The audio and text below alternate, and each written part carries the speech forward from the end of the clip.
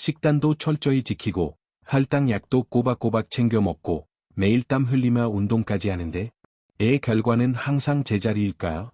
오히려 당화혈색소 수치는 묘지부동이고 공복 혈당은 야속하게도 여전히 높으며 손발의 찌릿찌릿한 통증이나 남의 살 같은 감각 이상은 날이 갈수록 심해지기만 합니다. 만약 이런 상황을 겪고 계신다면 저는 가장 먼저 이 말씀을 드리고 싶습니다. 어르신, 여러분의 잘못이 아닙니다. 그것은 여러분의 의지가 부족해서도 관리를 소홀히 해서도 아닙니다. 여러분의 몸속 깊은 곳, 우리 눈에 보이지 않는 세포 수준에서 벌어지고 있는 숨겨진 장벽 때문일 가능성이 큽니다. 오늘은 당뇨 관리의 패러다임을 완전히 바꿀 수 있지만 그 누구도 제대로 알려주지 않았던 결정적인 잃어버린 고리에 대해 아주 깊이 있게 이야기해 보려 합니다. 잠시 여러분의 마지막 병원 방문 날을 떠올려 보세요. 3개월마다 돌아오는 검사 결과를 기다리며 이번만큼은 수치가 조금이라도 떨어졌기를 의사 선생님께 칭찬 한마디 듣기를 간절히 바랐을 겁니다. 하지만 결과지를 받아든 순간 지난 3개월의 노력이 무색하게 변하지 않은 숫자 앞에 가슴이 덜컥 내려앉는 그 절망적인 기분. 저는 그 마음을 누구보다 잘 알고 있습니다. 내가 뭘 더 해야 하지? 내 몸이 이제는 정말 돌아올 수 없을 만큼 망가진 건가? 하는 생각에 밤잠을 설치기도 하셨을 겁니다. 상처는 내 이렇게 안 아무는지, 살짝만 부딪혀도 멍은 일이 쉽게 드는지, 시력은 자꾸 침침해지는지, 이 모든 증상이 그저 나이가 들어서 혹은 당뇨니까 당연히 겪어야 할 운명이라고 생각하며 포기하셨나요?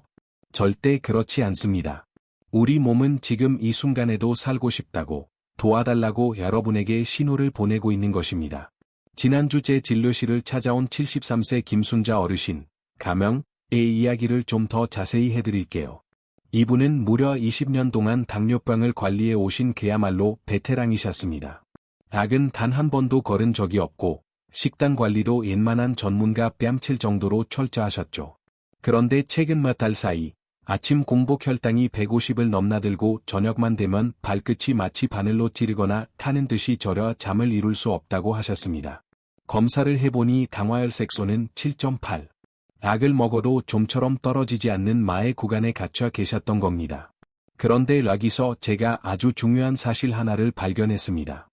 어르신의 혈액 검사 결과를 자세히 들여다보니 혈중 비타민C 농도는 지극히 정상 범위였어요. 수치만 보면 비타민C가 부족할 이유가 전혀 없었죠. 하지만 어르신의 몸은 정반대의 결핍 신호를 보내고 있었습니다. 쉽게 터지는 실핏줄, 2주가 지나도 아물지 않는 작은 상처, 그리고 전형적인 당뇨병성 신경병증 증상들. 이게 대체 어떻게 된 일일까요? 혈액 속에는 비타민C가 충분히 떠다니는데 정작 우리 몸의 주인공인 세포들은 비타민C가 부족하다고 아우성을 치고 있었던 걸까요? 그 답은 지금 이 순간에도 여러분의 세포 문 앞에서 벌어지고 있는 보이지 않는 전쟁에 있습니다. 이 미스터리를 풀기 위해서는 비타민C와 포도당의 기막힌 인연을 알아야 합니다. 전문 용어로 이 둘은 화학적 쌍둥이라고 불릴 만큼 그 생김새가 너무나 비슷합니다. 우리 몸의 세포에는 비타민C와 포도당이 안으로 들어가는 전용 문이 있는데 이를 글루트, GLUT, 수용체라고 부릅니다. 그런데 비극은 이 문이 너무 단순해서 비타민C와 포도당을 제대로 구별하지 못한다는 데서 시작됩니다. 정상적인 혈당을 가진 사람이라면 이 문을 통해 비타민C가 자유롭게 드나들며 세포를 수리하고 혈관을 튼튼하게 만듭니다. 하지만 당뇨 환자는 상황이 전혀 다릅니다. 혈액 속에 포도당이 너무 많다 보니 세포 문 앞에는 포도당 분자들이 수만 명씩 줄을 서 있는 셈입니다. 비타민C가 아무리 문 안으로 들어가려 해도 포도당이라는 덩치 큰 불량배들에게 밀려 자꾸 뒤로 처지게 됩니다. 결국 혈액이라는 통로에는 비타민C가 충분히 돌아다니고 있지만 정작 그 영양분을 받아서 써야 할 세포 안은 텅 비어버리는 기현상이 발생합니다. 의학계에서는 이를 세포 내 계혈병, 인트러셀룰러 스커비이라고 부릅니다. 잇몸에서 피가 나고 온몸이 썩어 들어가던 옛날 선원들의 병이 현대 당뇨 환자들의 세포 안에서 조롱이 재현되고 있는 것입니다.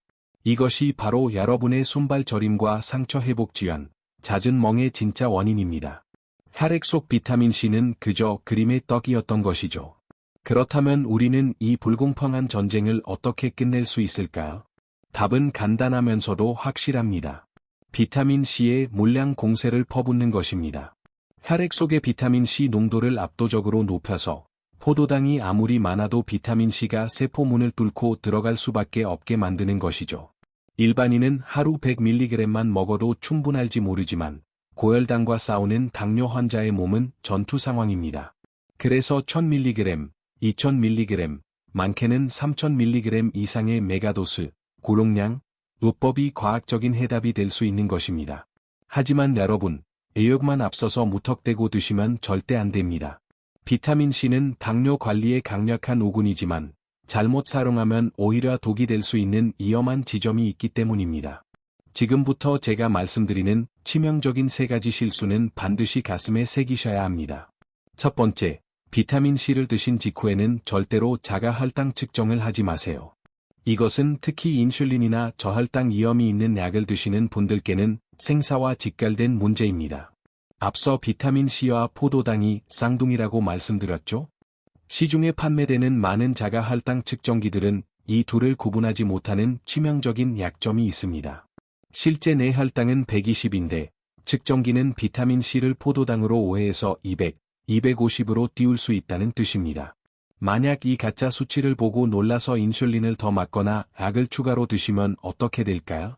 실제 혈당은 높지 않은데 인슐린이 과하게 들어가면서 급격한 저혈당 sul크에 빠질 수 있습니다. 식은땀이 흐르고 온몸이 떨리며 심하면 의식을 잃고 쓰러질 수도 있습니다. 아까 말씀드린 김순자 어르신도 비타민C를 드신 직후에 잰 혈당이 너무 높게 나오자 당황해서 인슐린을 4단이나 더 맞으셨다가 응급실에 실려 갈 뻔하셨습니다. 반드시 비타민C 복용 후 최소 2시간, 안전하게는 4시간이 지난 뒤에 혈당을 측정해야 한다는 사실을 꼭 기억하세요. 두 번째 실수는 물 없이 드시거나 한꺼번에 너무 많은 양을 드시는 것입니다. 비타민C는 수용성이라 반드시 충분한 물이 있어야 몸속 구석구석으로 전달됩니다.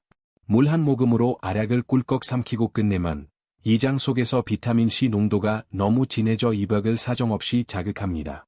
그러면 속쓰림, 메스꺼움은 물론이고 장에서 수분을 과도하게 끌어당겨 심한 설사를 일으킬 수 있습니다. 화장실로 영양분을 다 쏟아버리면 아무리 비싼 비타민을 먹어도 밑 빠진 독에 물 붓기나 다름없습니다. 세 번째, 신장 건강과 결석의 위험을 간과해서는 안 됩니다. 비타민C가 몸에서 분해될 때 나오는 옥살산이라는 물질은 칼슘과 만나면 돌처럼 딱딱하게 굳어 신장 결석을 만들 수 있습니다. 특히 평소에 물을 잘 안 마시는 남성분들이 고용량 비타민C를 먹으면 그 위험이 2배나 높아진다는 연구 결과도 있습니다. 하지만 해결 방법은 아주 쉽습니다. 하루에 물을 2리터 이상 충분히 마셔주는 것입니다. 소변을 묽게 만들면 옥살산이 뭉칠 틈 없이 깨끗하게 씻겨 내려갑니다. 물 마시는 것은 선택이 아니라 필수입니다. 이제 이 위험들을 지혜롭게 피하면서 내 세포를 다시 살리는 비타민C 실천 프로토콜을 아주 구체적으로 알려드리겠습니다. 오늘부터 당장 시작하실 수 있도록 단계별로 안내해 드릴게요. 1단계, 적응기, 몸에 문을 여는 시간. 처음에는 욕심내지 말고 딱 1000mg 한 알로 시작하세요. 가장 중요한 것은 복용 시간입니다. 반드시 식사 직후에 물 한 컵을 가득 마시며 드세요. 음식물이 위장을 보호해줄 때 비타민C가 들어가야 속쓰림이 없고 흡수율도 극대화됩니다. 이렇게 일주일 동안 내 몸의 반응을 살피세요. 2단계, 증량기, 실드, 방어막, 구축하기. 일주일간 속쓰림이나 설사가 없었다면 이제 2000mg로 늘립니다. 아침 식후 한 알, 저녁 식후 한 알로 나누어 드시는 것이 핵심입니다. 우리 몸은 한 번에 많은 양을 흡수하지 못하기 때문에 아침 저녁으로 나누어 혈중 농도를 일정하게 유지해주는 것이 훨씬 효과적입니다. 3단계, 최적화기, 내 몸에 맞는 진정한 용량 찾기. 2주차에도 문제가 없다면 아침, 점심, 저녁 매 식후 1000mg씩 총 3000mg까지 올려보세요. 만약 이 과정에서 설사가 난다면 바로 전 단계 용량이 여러분의 몸이 받아들일 수 있는 최적의 용량, 바웰 탈러런스입니다. 남들이 얼마를 먹느냐가 중요한 게 아니라 내 장이 편안해하는 그 수치가 바로 여러분의 치료 용량입니다. 여기서 비타민C의 효과를 200% 끌어올려 혈당 조절과 합병증 예방에 세기를 박는 황금 조합 2가지를 덧붙이겠습니다. 첫 번째는 벌표 알파리포산 벌표입니다. 당뇨 환자들에게는 비타민 C만큼이나 중요한 영양소죠. 알파리포산은 사용되고 산화된 비타민 C를 다시 쓸 수 있게 재생해주는 배터리 충전기 같은 역할을 합니다. 또한 인슐린 저항성을 직접적으로 개선해 혈당을 낮추는데 탁월한 효과가 있어 해외에서는 이미 당뇨 치료 보조제로 널리 쓰이고 있습니다. 두 번째는 발표 비타민 B군, B컴플렉스, 발표입니다. 특히 당뇨약인 메트포르민을 오래 드시는 분들은 비타민 B12가 고갈되기 쉬운데 이는 신경통을 더욱 악화시킵니다. 비타민 C가 세포의 문을 열고 청소를 한다면 비타민 B군은 그 안에서 에너지를 만들고 신경을 수리하는 일꾼들입니다. 비타민 C와 이들을 함께 드시면 혈당 조절은 물론 지독한 손발 저림에서 벗어나는 속도가 훨씬 빨라질 것입니다. 김순자 어르신은 제가 알려드린 이 방법을 정확히 3개월 동안 실천하셨습니다. 매일 2리터의 물을 마시고 식사 직후에 비타민 C와 알파리포산을 챙겨 드셨죠. 3개월 후 다시 오셨을 때 어르신의 얼굴에는 전과는 다른 생기가 돌고 있었습니다. 원장님, 이제 밤에 발이 안 저려서 푹 자요. 상처도 금방 아물고 무엇보다 놀라운 건 당화혈색소가 7.8에서 7.0으로 뚝 떨어졌다는 사실이었습니다. 약은 그대로인데 오직 세포를 살리는 영양을 채워준 것만으로 이런 기적이 일어난 것입니다. 어르신은 이제야 살 것 같다며 제 손을 꼭 잡으셨습니다. 여러분, 당뇨는 단순히 혈액 속의 설탕 수치를 낮추는 게임이 아닙니다. 그것은 혈관이 녹슬지 않게 닦아내고 굶주린 세포에 생명의 에너지를 공급하며 무서운 합병증으로부터 나의 소중한 일상을 지켜내는 숭고한 과정입니다. 약은 혈당이라는 현상을 관리하지만 제대로 된 영양은 여러분의 근본적인 세포를 다시 살려냅니다. 세포가 건강해야 합병증이 오지 않습니다. 지금 당장은 괜찮은 것 같아도 우리 몸속의 모세혈관과 세포들은 매일 조금씩 높은 혈당에 부식되고 있습니다. 하지만 오늘부터라도 제대로 된 비타민 C 복용법을 시작하신다면 여러분의 세포는 반드시 다시 살아납니다. 김순자 어르신처럼 3개월만 진심으로 여러분의 몸을 돌봐주세요. 이 영상이 여러분의 지친 마음에 작은 희망의 씨앗이 되었기를 바랍니다. 만약 오늘부터 이 희망의 프로젝트에 동참하고 싶으시다면 댓글에 나도 할 수 있다 혹은 발표 실천 발표이라고 남겨주세요. 여러분의 그 다짐이 큰 변화의 시작입니다.